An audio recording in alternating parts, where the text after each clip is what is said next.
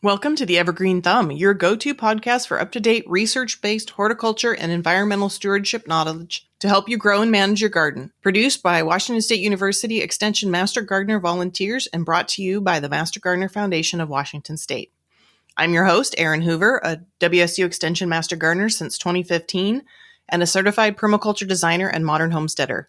WSU Master Gardener volunteers are university-trained community educators who have been cultivating plants, people, and communities since 1973. Are you ready to grow? Let's dig into today's episode.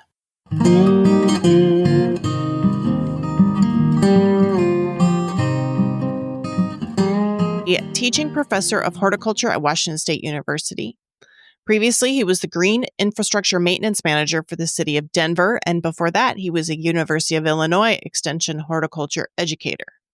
He's a graduate of Southern Illinois University Carbondale with an MS degree focusing on landscape horticulture and urban agriculture. He has been closely engaged with horticultural science, green infrastructure, ecological landscaping, and master gardeners over the past 2 decades through research, teaching, and professional work. Austin is here today to talk to us about efficient irrigation in the garden. Austin, thanks for joining me today. Welcome to the show. Well, thank you for having me, Erin. Happy to be here. Okay, so today we're going to talk a bit about water and landscaping and resilient landscapes. So, how does water availability and water conservation play a role in building a resilient landscape? So that's a great question. And resiliency is what we want to try to develop in our landscapes. We want our landscapes to be sustainable. We in sustainability, part of that is resilience. I think we want our landscapes to thrive and to survive. So I like the word resilience, but the word that it brings to my mind is durability. Um, so durability or a tough landscape. I'm a fan of tough landscapes that are low maintenance, and I think that low maintenance component really is crucial to that resiliency. And so resiliency, how can we do that? We can do that through promoting a diverse landscape with a wide variety of plants, and a lot of times that's going to look like plants that are indigenous to a climate or a region. So trying to utilize a lot of natives that are well adapted to the extremes of the local climatic conditions. So we want something that's going to be able to do well in the nice times of the year. But what's important for the plants, for their resiliency, is that tolerance and adaptability to the extremes. And that's where native plants are going to perform really well in those roles. It doesn't always have to be native plants. We can have diversity. We can have plants from other areas or regions, but primarily native plants are going to perform pretty well, especially when it comes to water conservation and using water in a efficient way in our landscapes. Okay, so what are some of the key challenges that gardeners face when it comes to efficient watering? Key challenges. So there's a number of challenges when we're trying to be more water wise, and maybe we'll talk about water wise landscape design. So yeah, the challenges to efficiency are going to be what is our landscape? What is our landscape made of? What plants are in our landscape? What types of landscape systems do we have? Do we have turf? Do we have a lot of turf? If that's the case, that is going to be a higher demand for water and less efficient. So a grass turf, that's usually going to be the most resource intensive landscape that there is, especially for water, especially in a climate that is tends to have drought or that is in a especially in the West. So yeah, we're in an area where we are where we're drought prone, right? We're prone to drought. So yeah, the challenges are what plants are we using in the landscape? What kind of systems are we using to water our landscape? How are we going about watering? So I guess yeah, the big challenge is what is our landscape built out of? What are the components? Do we have a lot of shade? Do we have a lot of open full sun? That will play a big role in how much water we need and how often we need to water. The first thing is looking at the existing conditions of our landscape, an inventory, taking inventory of what exists, and that's probably the biggest, you know, question is what do we do once we figure out what we have and what are the next steps there. So that's kind of the next step down the road. What are some of the more efficient watering methods for home gardens, and how do they compare in efficiency and cost and things like that? So there's a range of irrigation practices and methods, and some are going to be more efficient than others. The research tends to indicate that drip irrigation or soaker hose irrigation are going to be the most efficient over time in most situations. And that's really because you think of the way that those systems work.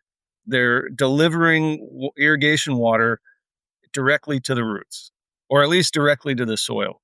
Sometimes they can be buried under mulch or a little bit of soil or media, whatever we're using drip tape or soaker hoses in. So drip tape is kind of a flexible plastic irrigation line, and it's got orifices in it that drip out water directly to the plants adjacent to it. And soaker hoses are a similar situation. They're just, it's like a porous hose. So they're just releasing water, trickling water into the soil. That's going to be probably the most efficient that a gardener can use for watering. And so that those types of watering lines they're directly watering the soil. The one thing we need to think about there, among other considerations, but think about the soil that we're using because that'll affect how far out water can spread or absorb. So it's kind of the fan of absorption from a drip line or drip tape. So we need, yeah, we need to understand, you know, what is the watering capacity of drip lines and drip tape or soaker hoses, and how much area will those cover, so that we're not missing areas. Thinking about that, you've got a lot of lines going everywhere. You know, in beds where we can cover it with mulch, that's going to be great. You know, it's out of sight, out of mind. Where we get into needing a different type of watering system is turf. That's probably not going to work as well for turf. For turf, we typically need some kind of sprinkler head or sprinkler system. And that's going to be on the less efficient side of the spectrum.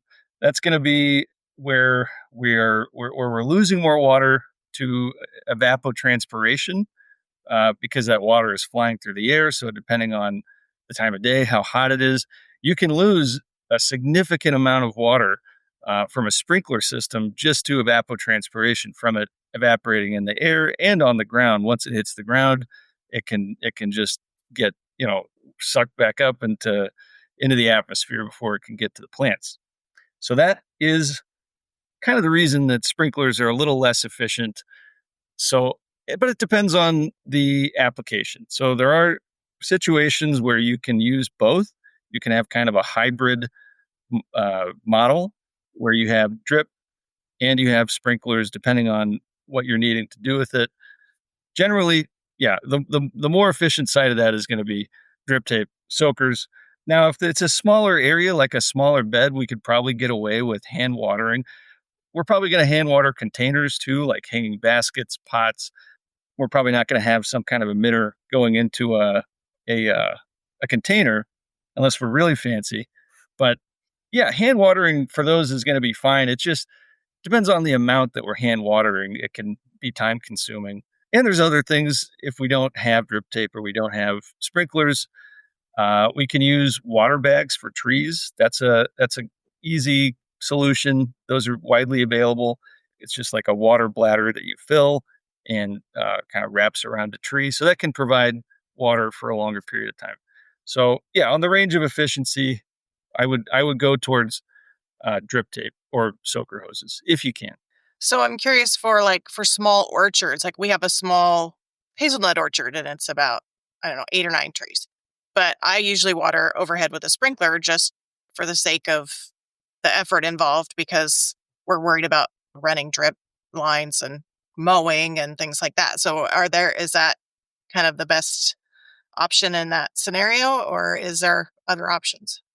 That for that type of scenario, for like a smaller scale operation or a small orchard, sprinklers might be the way to go. And rolling your hoses out and making sure you don't run over them. But there definitely are larger scale for like agronomic scale. There's large scale sprinkler systems that are connected through solid plumbing, solid main lines, and that kind of thing. That gets into the larger scale side of it. You can bury the lines to a drip system underground, so that is one option. So you kind of have your main line for your drip tape that can be buried, and then you can have emitters on that main line that pop up to where you need it. So if you wanted to still try to do drip, that could work. It would just take a little bit of engineering to set that up. But yeah, I can see where it can be obstacle. Things can get cluttered with drip lines going everywhere in like a place where you're mowing or weed eating, that kind of thing. What is the best way for gardeners to determine when and how much water their plants need for maximum efficiency? hmm Well, that's important. That's definitely something that's a significant part of being efficient with our watering, and that's going to require a little bit of maybe background research, doing a little bit of investigation on what our specific plants need in our landscape or in the plant communities that we're kind of designing or curating, right? So that's what we're doing when we're designing, we're creating, we're gardening and curating a landscape. So we need to know what those plants need, and a good way to improve on our efficient water and balance of things in the landscape is to try to plant plants that get along together. That have similar needs, similar requirements, and can get by with the same amount of water. So species that are similar in their cultural requirements can help with that. That's going to determine when we need to water, how much we need to water. So understanding the specific cultural requirements will be key there for a lot of perennial species or perennial shrubs. They're going to need water starting in early summer or whenever we start to run out of rain and it starts to get warm and longer days, hotter days, more sun. That's going to inform us on when we need to start watering and how much. So larger plants are going to need higher frequency of watering, and new trees are going to be the highest water demand. That's going to be the most needy when they're in their establishment period. So we need to understand some physiology, some how does this tree live in the environment? What does it need from the environment?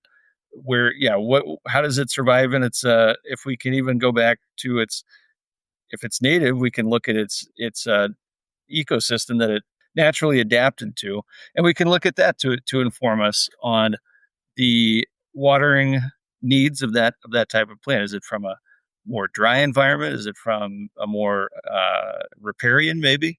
So yeah, looking at those factors can inform us on watering amounts and timing of watering. Generally, for conserving water and being the most efficient with our water use, we want to try to water at night if possible. It's kind of counterintuitive, out there with the headlamp, watering your trees and your perennial beds. But if we can water at night, especially in the warm part of the year, or as close to the morning as you can. That's going to be the most efficient use, whether you're using sprinklers or drip tape or any combination of that. That way, we're getting water into the ground before we start to lose it from evapotranspiration, right when that plant is starting to get active, because it's going to start to photosynthesize. It's going to start to, uh, you know, start to undergo all of its living stuff, all of its activity during the day. So we're getting it to where it needs to be at the beginning of the day, and that can help that tree tolerate stress throughout the day more efficiently. That would be some ways to water at the right time. I guess also just understanding plants' life cycles, right? So the times of the year that plants need more water than less. So early summer into the hotter part of the year, plants are going to need more water. As we get into fall, they're going to need less. So when we get to where we start to have our first frost, whenever that might be, these days it's hard to say, right? When our first frost happens, but that's when we can pretty much back off of watering most of the time. But yeah, just doing a little study on the plants that we're using. So having uh, a better understanding of the plants that we're promoting in our landscapes. So, are there common mistakes that gardeners make when it comes to watering that can actually cause more harm than good? Oh, I think so. I think that watering, we do that with the best of intentions, right? But sometimes our best intentions can be harmful to the plants that we love. But yeah, it's one of those things where too much of a good thing can be a bad thing. In my experience, it seems like the tendency is to overwater. So a lot of landscape, even landscape managers or landscape practitioners, overwatering tends to be the default rather than underwatering. But overwatering can have just as negative effects as underwatering, if not more. Over time, overwatering can stress a plant out because we're taking oxygen away from the roots if we're overwatering, and maybe leaching out nutrients. So we're putting that plant into a little bit more stress than it otherwise would be. So the way to kind of avoid that is maybe if we can come up with a schedule for watering and make sure that we know who's watering. That can be overlapping watering can happen where we have more than one person watering, but having a schedule, keeping an eye on the weather. So if we're getting enough rain, we can skip a watering. Having a timer. So if we have a watering system, there's pretty easy to use, pretty affordable automatic timers that we can schedule watering. So we can start to be a little bit smarter about when we're watering. The time of day that we're watering can really increase the effective use of our irrigation.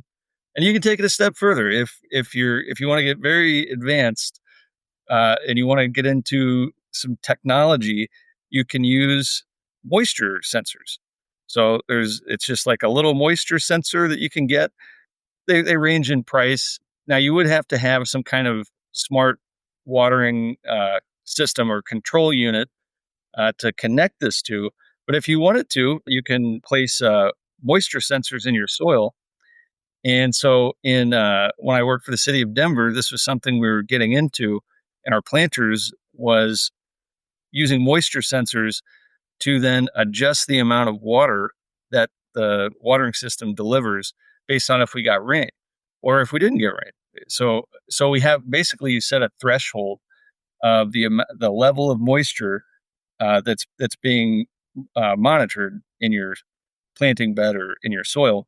So if it goes past that threshold, boom, your sprinklers turn on. You have a watering event. So you're maintaining a certain level of moisture, and that can change throughout the year. If you have that kind of system, you can monitor the data from the internet. Basically, uploads to the internet, and you can check it on your phone. You can change it from your phone. That's next level. That's super high tech, but homeowners can do that if they're so inclined. So yeah, those are some ways to maximize efficiency. Early on, you mentioned water-wise gardening. So what are some water-wise strategies that can help reduce water use while maintaining a productive garden? So water-wise landscaping is great. It's a great practice. So it's a landscape practice that was developed in Colorado, I believe, and in kind of the Denver area. So they developed that in the early 2000s. And water-wise landscaping at its core is a way to lay out your landscape in zones, depending on the water needs of those zones. So you kind of split your landscape into what they call hydro zones.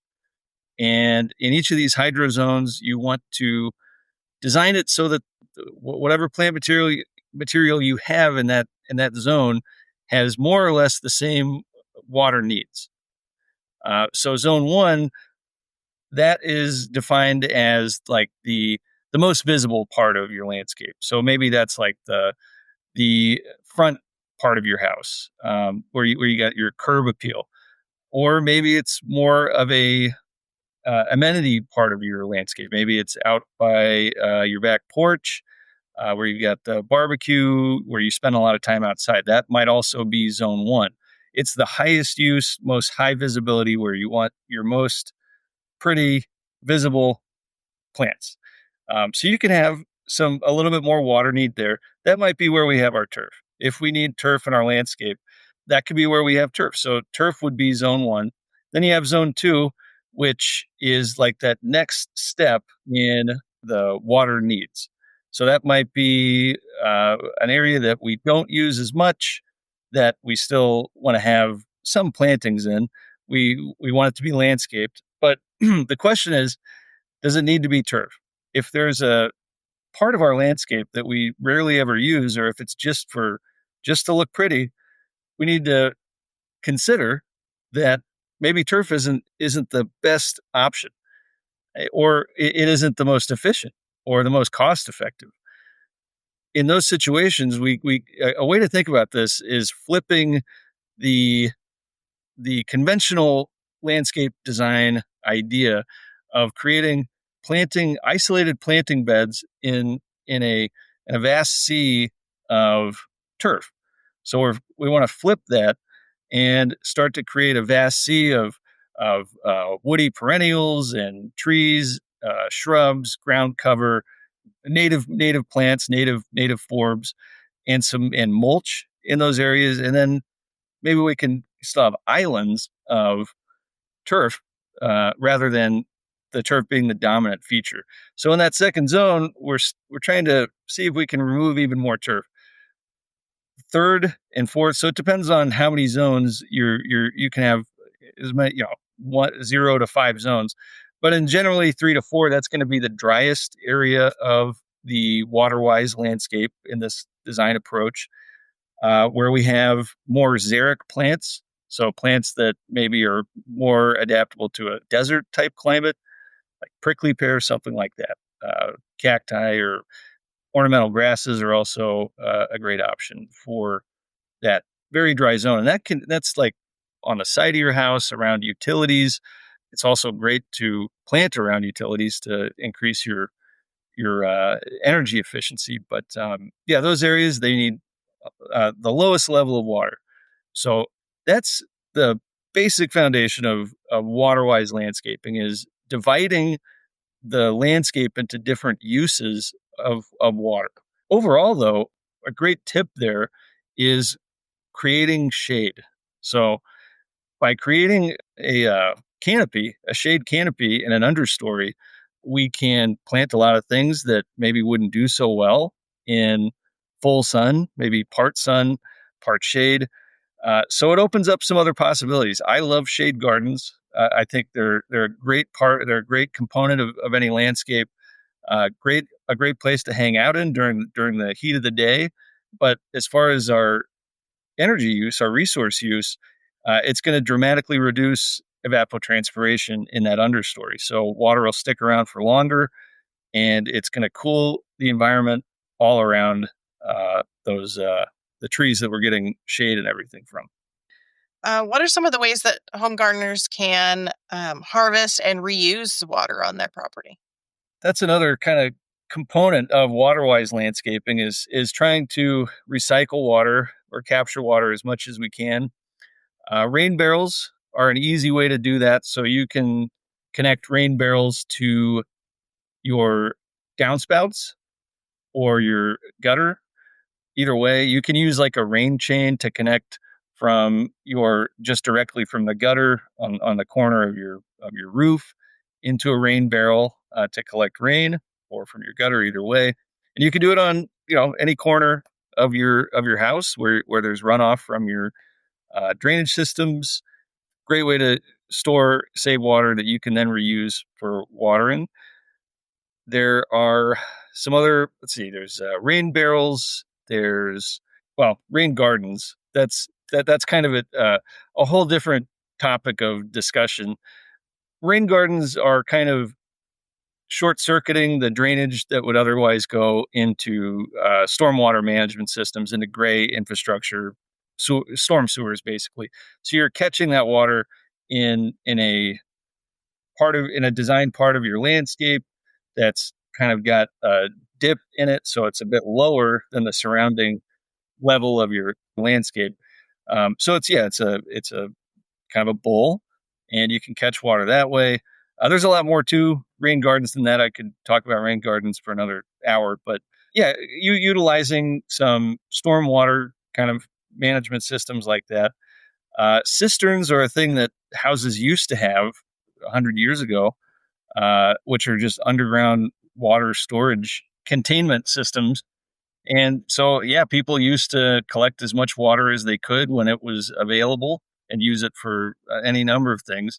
You don't see cisterns very much anymore, but rain barrels are a good solution. And I've seen people do gray water recycling. So I'll say with gray water recycling, in my past experience in Denver and Colorado, there are a lot of interesting water restriction laws due to water rights. And so I'm not totally familiar with those laws in Washington. Now in Denver, they just now they opened up the restriction on rain barrels. So up to a couple of years ago, you weren't allowed to have rain barrels in Denver because of water right laws. So pretty strict. I don't think it's that strict in Washington with regard to gray water. Just maybe be a little cautious with gray water. There can be things in there that plants might not really be happy with in our gray water. So just be careful. And if you're thinking about gray water, just make sure you know the local laws and restrictions on if you're allowed to recycle gray water. I think though rain barrels are a pretty safe bet for stormwater catchment. Yeah, to my knowledge, gray water systems are legal in Washington, but they have very, very specific criteria, and you really have to work with somebody who knows the system really well to be able to comply with the law, but also not harm your plants, of course. And we have a whole episode on with a master gardener who built her own rain garden. So I can link to that too, so if people want to learn more about rain gardens specifically. So what are probably the top 3 easiest things that gardeners can do to start making their gardens more water efficient? Let's see, top 3.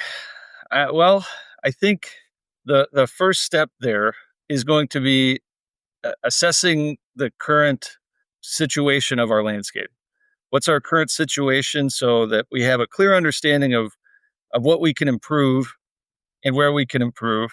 So just taking inventory, I think, would be the first step. Looking at, we talked about types of irrigation.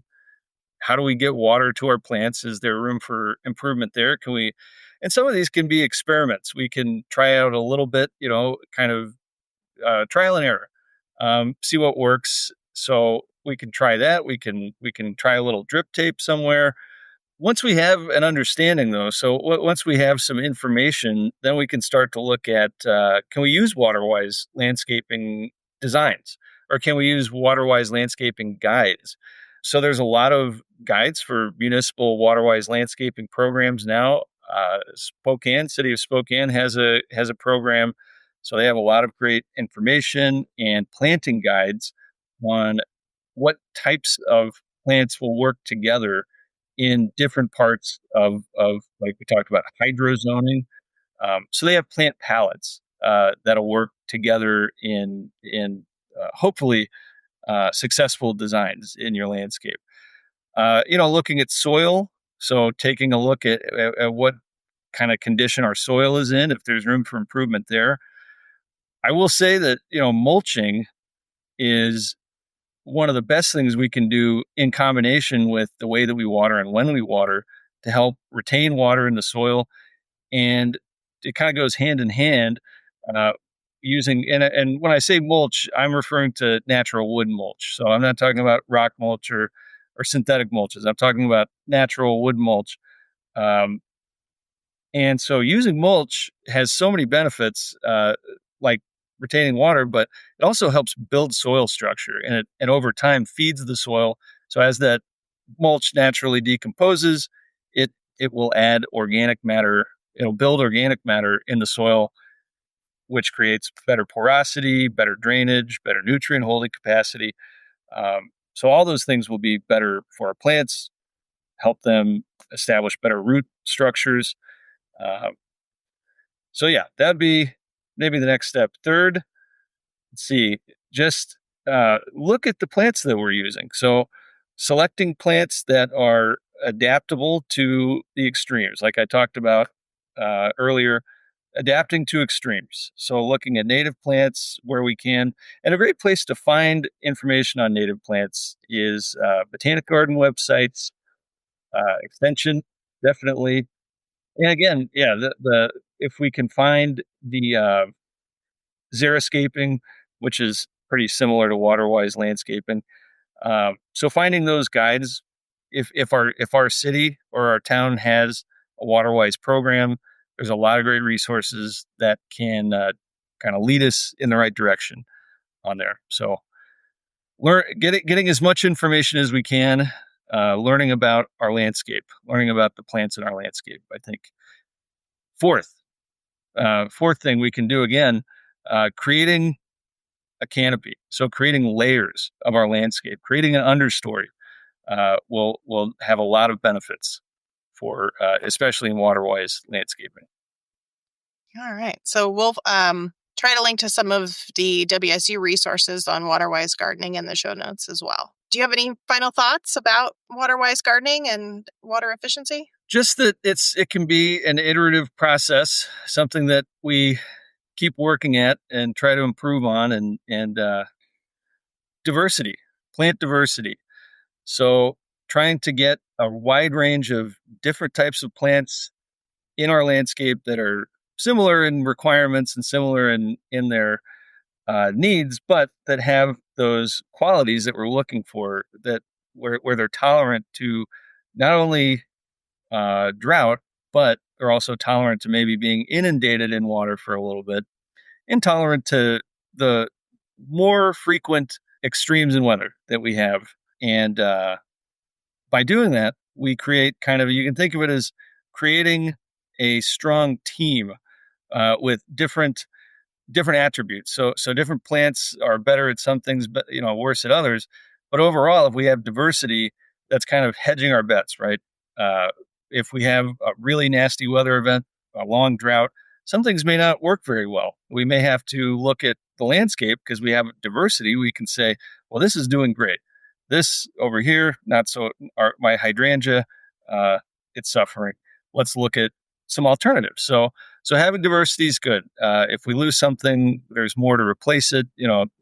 Diversity is great for a healthy and high performing landscape. I think that would be my closing comments on water-wise landscaping or efficient watering. All right. Well, thank you for joining me today, Austin. Thank you, Aaron. Pleasure to be here, and thank you for having me. Thank you for joining us on this episode of the Evergreen Thumb, brought to you by the WSU Extension Master Gardener Program volunteers and sponsored by the Master Gardener Foundation of Washington State. We hope that today's discussion has inspired and equipped you with valuable insights to nurture your garden. The Master Gardener Foundation of Washington State is a nonprofit organization whose primary purpose is to provide unifying support and advocacy for WSU Extension Master Gardener programs throughout Washington State. To support the Master Gardener Foundation of Washington State, visit www.mastergardenerfoundation.org/donate. Whether you're an experienced Master Gardener or just starting out, the WSU Extension Master Gardener program is here to support you every step of the way. WSU Extension Master Gardeners empower and sustain diverse communities with relevant, unbiased, research-based horticulture education. Reach out to your local WSU Extension office to connect with Master Gardeners and tap into a wealth of resources that can help you achieve gardening success. To learn more about the program or how to become a Master Gardener, visit mastergardener.wsu.edu/get-involved. If you enjoyed today's episode and want to stay connected with us, be sure to subscribe to future episodes filled with expert tips, fascinating stories, and practical advice. Don't forget to leave a review and share it with fellow gardeners to spread the joy of gardening. Questions or comments to be addressed in future episodes can be sent to hello@theevergreenthumb.org. The views, thoughts, and opinions expressed by guests of this podcast are their own and do not imply endorsement by Washington State University or the Master Gardener Foundation of Washington State.